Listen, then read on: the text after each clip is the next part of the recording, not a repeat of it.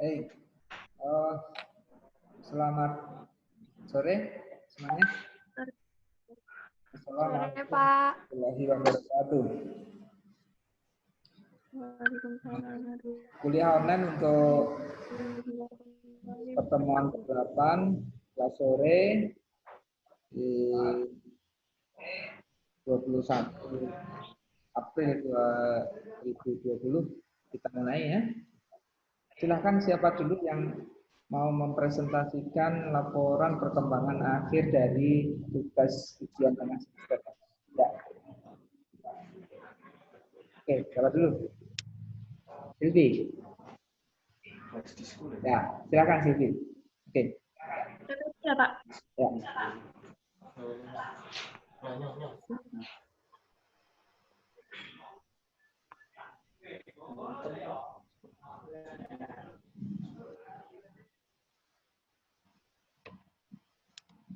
Assalamualaikum warahmatullahi wabarakatuh.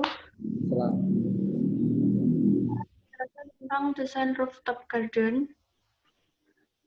Rooftop garden adalah pengertian rooftop garden merupakan suatu taman yang tidak terletak di halaman rumah atau bangunan seperti lazimnya. Sedangkan pengertian umum roof garden adalah taman yang terdapat di atas atap suatu bangunan menurut Mawarzik tahun 1984. Roof garden tampaknya cukup menjawab keterbatasan lahan yaitu dengan menggunakan atap yang selama ini belum termanfaatkan. Selain itu, bentuk bangunan yang terkesan kaku dapat terlihat lebih lembut akibat pengaruh dan elemen lunak yang ditanam, sehingga keberadaan bangunan sekarang dapat digunakan untuk menciptakan kota yang ekologis. Implementasi rooftop garden. Pertama adalah taman utama. Taman utama memiliki ukuran 3 meter x 8 meter dengan memiliki furnitur berupa kursi keluarga, kursi makan, wastafel, dan alat memasak. Taman ini memiliki beberapa jenis tanaman, di antaranya adalah lidah mertua, bambu air, pohon jeruk, dan kaktus. Detail taman utama. Pada bagian ini, taman dilengkapi kursi keluarga yang berfungsi sebagai tempat bersantai untuk keluarga.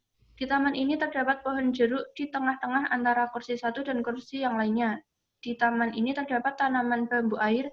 Di belakang tanaman bambu air terdapat dinding dengan material batu alam pada pagar taman berupa kaca. Lanjutan, bagian ini, taman juga terdapat kaktus dengan papan penyangga material kayu. Pada bagian taman utama ini juga terdapat wastafel, alat memasak, dan kursi makan. Di sini keluarga dapat menikmati makan bersama dan tetap menikmati kenyamanan taman rooftop. Untuk taman kamar ini memiliki ukuran 3 x 2,5 meter. Taman ini dengan pintu kaca dan pagar kaca. Pada bagian ini terdapat 2 kursi santai, 1 meja, tanaman kaktus untuk penunjang keindahan taman. Tanaman bambu air berfungsi sebagai pagar taman. Yang terakhir adalah ruang olahraga. Ruang olahraga ini memiliki ukuran 2 x 4 meter. Pada ruang olahraga ini terdapat dinding kaca, tanaman kaktus, dan 2 alat olahraga. Sekian dan terima kasih. Oke, ya. Baik. Jadi roof garden tadi berarti ada 3 ya? Ada 3 tempat tadi. Ya, ada taman utama, taman kamar, sama ruang olahraga, Pak. Jadi tadi di taman utamanya tadi ditambahi tempat makan. Tempat makan itu hanya untuk menikmati semacam meja makan saja ya. Jadi jika hanya buat untuk tempat bersantai tapi sekalian makan bersama gitu, Pak. Apa? Kurang jelas. Gimana? Jadi itu tuh fungsinya tempat makan di situ tuh bukan untuk tempat makan dalam rumah, cuman hanya untuk menikmati seperti di taman, lagi menikmati taman dan ingin memakan atau apa gitu, bisa dinikmati. Hanya meja semacam ada tempat meja kursi yang digunakan untuk menikmati makanan di taman tersebut ya. Iya, Pak. Oke. Ya, nanti detail daripada pembahasan tadi ya. Jadi coba dibahas konsep dari setiap komponennya. Ya. Jadi tadi kan masih gambaran umum ya. Jadi masih gambaran umum. Nah nanti dalam waktu 1 minggu masa UTS ini ya, itu kamu lengkapi dengan pembahasan detailnya, ya detailnya. Misalnya contoh Jadi material konsep gitu, Pak. misalnya tadi ada bagian dinding di bagian belakang kan ada tanaman bambu tadi ya. Iya. Tanaman bambu dengan latar belakang batu alam. Nah, itu kan suatu konsep yang spesifik dalam bagian taman utama. Kenapa kamu memilih taman bambu dan batu alam tadi? Tentu punya konsepsi. Nah, konsepsinya itu diterangkan di dalam PPT. Jadi, unsur-unsur detail dari bagian taman tadi tentu akan memiliki dasar konseptualnya. Bukan sekedar kamu kan menentukan seperti itu. Contohnya tadi, dari bagian taman utama itu ada bagian bambu dan batu alam. Paduan bambu dan batu alam tadi diletakkan di dalam taman utama tadi tentu punya pertimbangan konseptual. Nah, itu diterangkan dalam PPT. Demikian pula komponen-komponen yang lainnya, misalnya tadi meja dan kursi untuk tempat menikmati sajian makanan. Itu tadi ya. Jadi ya itu bagaimana konsepnya ya. Lalu ditarik ini untuk semuanya juga ya. Jadi nanti ditarik hubungannya antara taman tadi dengan bangunan arsitekturalnya. Apakah dia terkait secara estetis, terkait secara fungsional, terkait secara psikologis. Nah, ini aspek-aspek kaitan fungsi fungsional, psikologis, estetis tadi juga bisa dibahas. Jadi Pak Edi ingin berharap bahwa kajian analisis tugas di tingkat akhir mahasiswa desain komunikasi visual itu bobot analisisnya agak diperkuat, ya. Jadi diimbangilah maksudnya, tidak hanya sekedar visualnya saja, ya, tapi juga ada bobot analisis konseptualnya yang kamu terapkan, yang kamu pikirkan saja, kenapa kok terjadi bentuk visual semacam itu? Kenapa kamu harus meletakkan unsur itu di dalam komponen taman utama tadi? Itu pasti punya pertimbangan. Yang kamu pikirkan saja. Jadi konseptual itu ya ide-ide dasar yang kamu miliki. Ya, syukur dilengkapi dengan referensi. Ya. Tidak seperti ini. Tapi kalau hanya sebuah pemikiran saja dari ide-ide konseptual, tapi kamu bisa mewujudkannya dengan suatu pertimbangan-pertimbangan analisa ataupun pertimbangan-pertimbangan kajian dari pemahaman kamu, ya tidak mengapa, sah-sah saja. Tapi jelaskan secara konseptual, ditulis. Sehingga menjadi dokumen deskripsi analitik. Ya. Saya kira itu untuk Aliarma ya. Jadi disempurnakan lagi itu.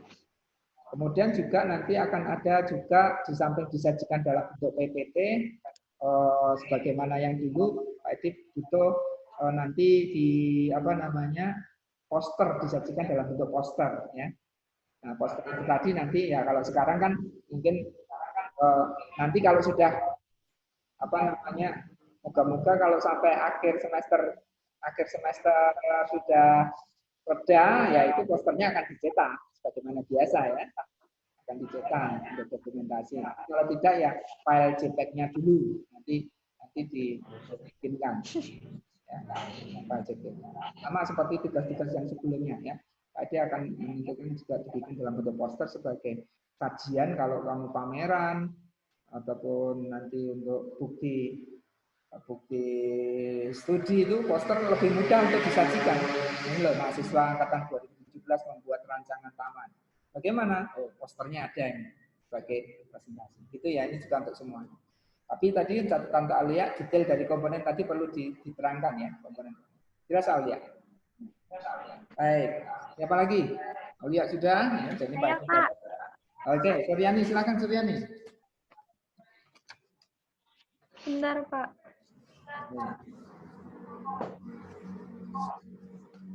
Jadi,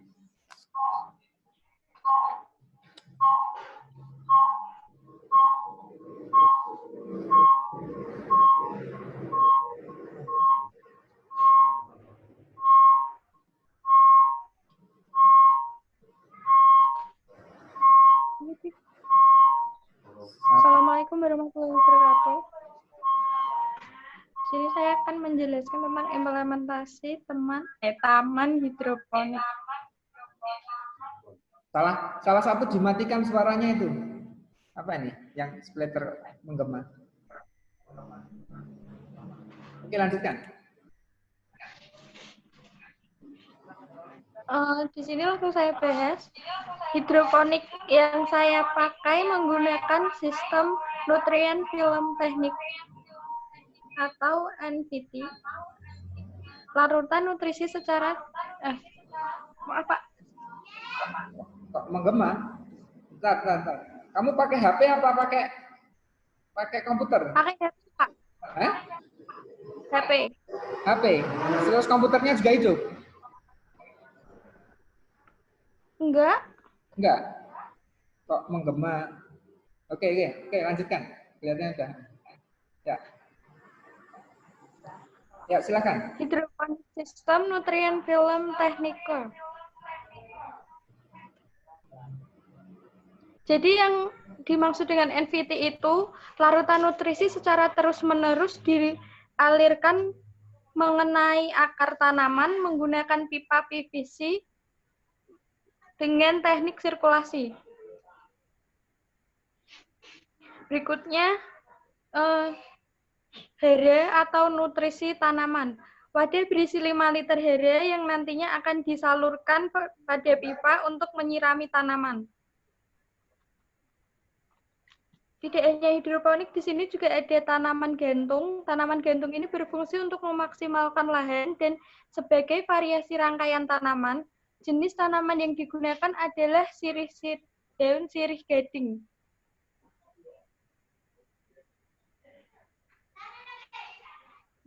Di taman ini juga ada air mancur, didesain vertikal dan tidak terlalu luas agar tidak terlalu memakan banyak lahan, karena lahannya terhitung sempit. Terus juga teras, di teras ini dilengkapi dengan kursi santai dan tanaman hias dalam pot. Tanaman hiasnya tidak hanya menggunakan hidroponik, tanaman hias juga diperlukan untuk menambah variasi taman. Jadi biar nggak monoton hidroponik semua gitu, Pak. Terus juga untuk batu dan rumputnya, batu sebagai jalan setapak yang disusun tidak beraturan, sedangkan rumput yang digunakan adalah rumput Jepang. Terima kasih.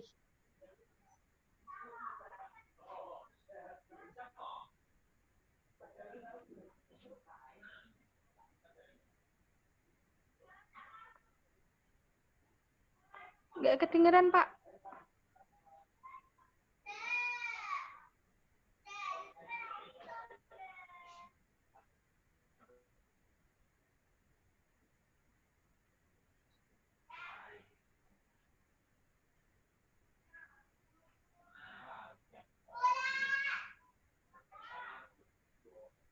Maaf Pak, suaranya masih di mute.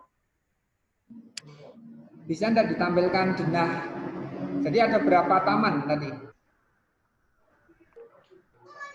Oh, satu taman depan saja, Pak. Satu taman depan saja. Padahal rumahnya kan tipe 72 ya? Yang belakang itu soalnya dibuat itu Pak, kayak tempat menjemur gitu loh Pak.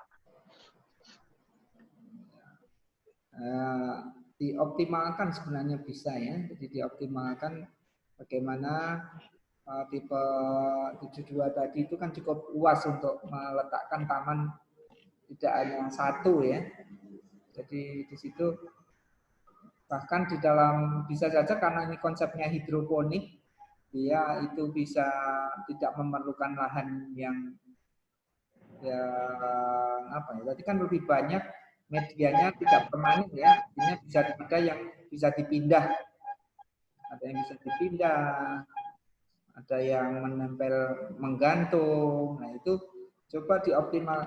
Ini juga untuk semuanya ya. Jadi nanti ditampilkan dulu denah lokasi rumah tipe 72 yang kamu rancangkan taman rumah tinggalmu. Lalu dari denah tadi kamu pilih area-area mana dan kepentingan apa dengan penghuni rumah itu tersebut, taman tersebut. Ya. Misalnya kenapa ditempatkan di bagian depan? Apa kepentingannya? Ya, kepentingannya untuk apa? Tentu beda dengan yang taman yang ditempatkan di bagian belakang yang mungkin dia semi privat, ya, tidak bisa dinikmati oleh orang yang sembarangan masuk rumahnya. Kalau tamu-tamu biasa, kalau taman depan dia masih bisa melihat, menikmati. Tapi kalau taman yang di bagian belakang mungkin hanya penghuni rumah.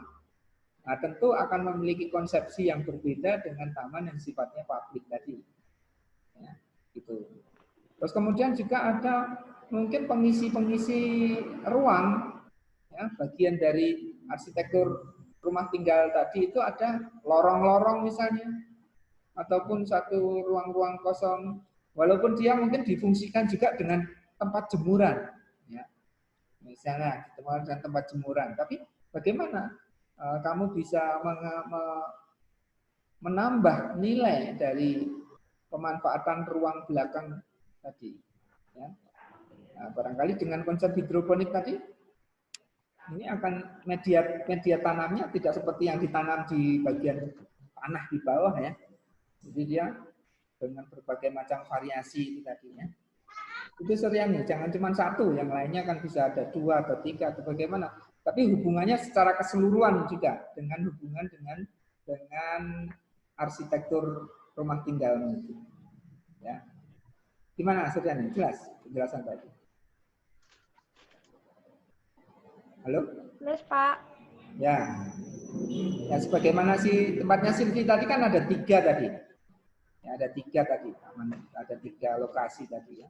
Cuman perlu penjelasan detail, ya, tiap komponen taman tadi juga hubungannya dengan arsitektural secara keseluruhan. Ini bagaimana?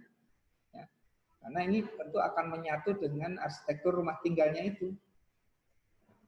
Ada taman yang mungkin bisa dinikmati dari dalam rumah, atau dia hanya khusus menjadi ruang taman yang dia akan dinikmati ketika masuk di dalam tamannya itu sendiri. Atau dia bisa dinikmati secara umum di depan, karena taman depan berarti kan tamu, orang yang bertamu, masyarakat yang lewat barangkali bisa dilihat dari luar. Nah, ini bisa melihat, menikmati juga. Ya, jadi fungsinya bagaimana? Nanti dengan tata ruang rumah tinggal, ya, dikaitkan, ya. Coba. Jadi catatan Pak Edi, bobot konseptualnya coba.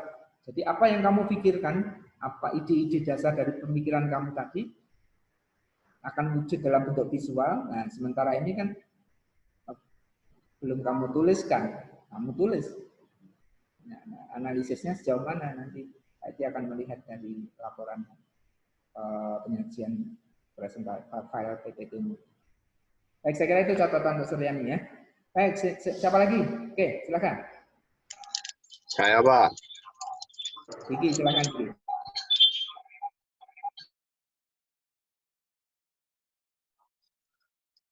Saya, Pak. Ya, silakan.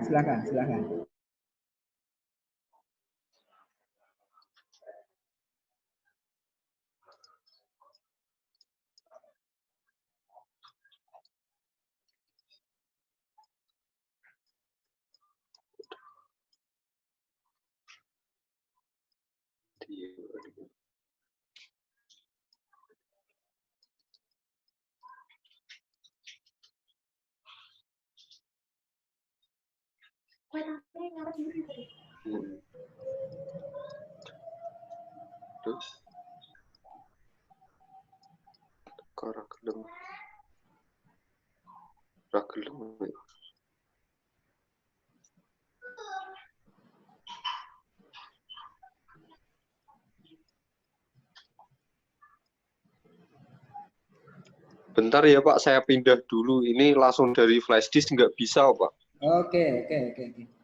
Ya, siapa dulu Rizky. Coba sambil si Diki menyiapkan diri. Oke, Rizky. Silahkan Rizky. Oke, saya coba buka PowerPoint saya.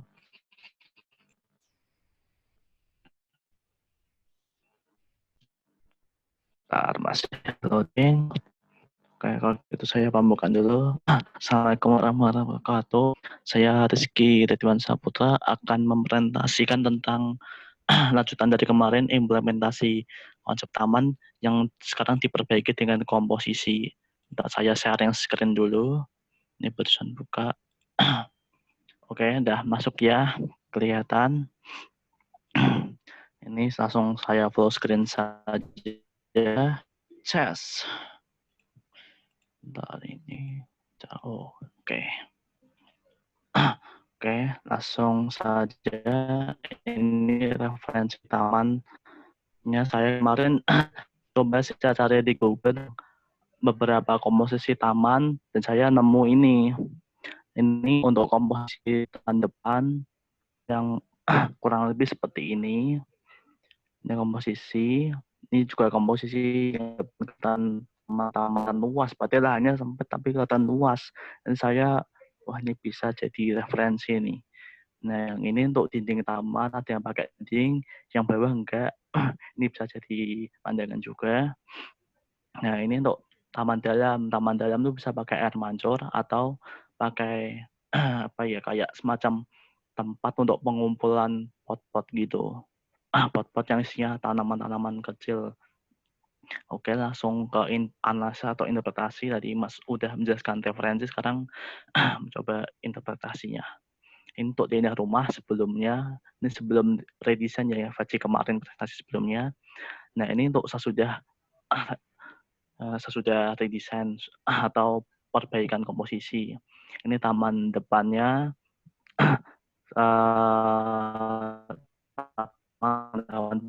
berbeda, ada elemen kerasnya, dan taman dalamnya saya tambahkan air mancur dan kuranya masih. Oke, ini untuk penjelasan daerah rumahnya. Ini sekarang lanjut ke implementasi konsep atau perbaikan komposisi dari yang kemarin. Ini untuk taman depannya ada elemen kerasnya berupa jalan setapak di sebelah garasi, di sebelah carport, dan ada lampu. Lampu saya kasih beberapa biar terang lah malam hari biar bisa menikmati juga. Ada lampu dinding, ada lampu yang di dekat carport itu kecil, terus ada yang di sebelah kanan tuh sama yang di dekat pintu masuk, yang dekat yang teras pintu masuk. Nah, ini untuk tanaman perambatnya saya tambahkan yaitu namanya Golden Moneywort. Itu morfologinya cocok untuk tanam di dinding, awet, terus tidak mudah mati dan tahan lama. Jadi nggak perlu banyak perawatan juga. Dan sebagian ini direkomendasikan oleh banyak arsitek-arsitek juga ya untuk desain ini. Jadi saya tambahkan juga di situ. Oke, jadi di depan itu ada tanaman estetika atau pembatas. Bisa ditaruh pot-pot atau ditaruh tanaman ini cuma contoh saja pot-pot itu ada tanaman-tanaman besar taruh sebagai pembatas. Lalu ada tanaman penutup tanah yaitu rumput patean, namanya rumput patean. Terus ada tanaman aromaterapi di sebelah kanan dan kiri itu contohnya adalah bunga kana dan bunga alamandra. Tanaman estetika yang di sebelah yang mulai menjorok ke teras itu sebelah kanan bisa ditanam Dracaena. Itu sampel saja, bisa diganti lain sesuai keinginan pemilik rumahnya nanti. Itu cuma contoh. Oke. Ini untuk tanaman taman luarnya. Sekarang masuk ke taman dalam. Ini taman dalam saya tambahkan elemen keras berupa air mancur dan dinding taman di belakangnya. Untuk tanaman hortikulturanya sendiri, sesuai dengan konsep kemarin, saya tambahkan cabai dan tomat. Untuk tanaman menggantung itu, tanaman estetika ya, saya tambahkan ivy. Ivy itu ada yang natural dan artifisial. Ya perawatannya cukup gampang sih sama seperti tanaman yang menambah di dinding, sedikit perawatan dan awet, tahan lama, jadi cocok juga. Dan morfolnya itu menurun, batang daunnya menurun ke bawah, jadi ya bikin segar juga. Kita lihat ke sana itu jadi segar ya, apalagi ada air mancurnya. Oke, itu saja untuk taman dalamnya, saya kira. Terima kasih. Assalamualaikum warahmatullahi wabarakatuh.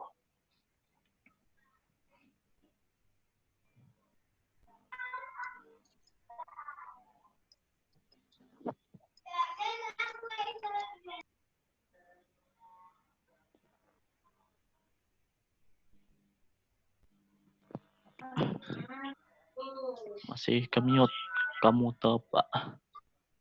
Masih Tidak ada suaranya, mute. Pak. Baik. Ya. Jadi tadi ada ada tanaman estetis, hortikultura, ya.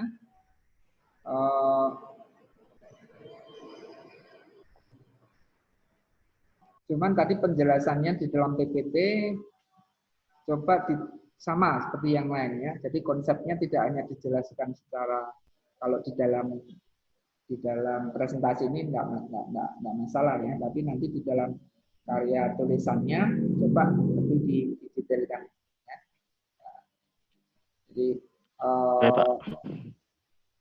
Jadi tadi konsep dasarnya apa tadi? Rizky? Tanaman terapeutik, menerapkan taman terapeutik ke dalam rumah tipe 72/100. Ya. Konsep dasarnya apa tuh terapeutik itu? Terapeutik itu tanaman yang sebagai terapi, Pak, tanaman terapi. Jadi kita masuk rumah itu jadi kayak misal habis pulang kerja capek gitu, lihat taman itu langsung seger gitu, Pak. Dengan aroma-aroma terapi, dengan kondisi yang kayak merelaxkan gitu. Oke. Itu. Nah, berarti kamu harus mencari hubungan antara unsur-unsur tanaman tadi, misalnya unsur vegetasinya, unsur tanaman tadi, ini dalam hubungannya dengan terapi tadi, gitu ya. Bagaimana? Oke, Pak. Apakah hubungannya kamu memilih tanaman itu dengan keterkaitannya dengan konsep terapeutik tadi atau untuk terapi tadi? Apakah terapi psikologis, mungkin juga dari segi pandangannya, karena pandangan visualnya bisa mengenai psikologisnya, ya. Tapi juga bisa saja aktivitas.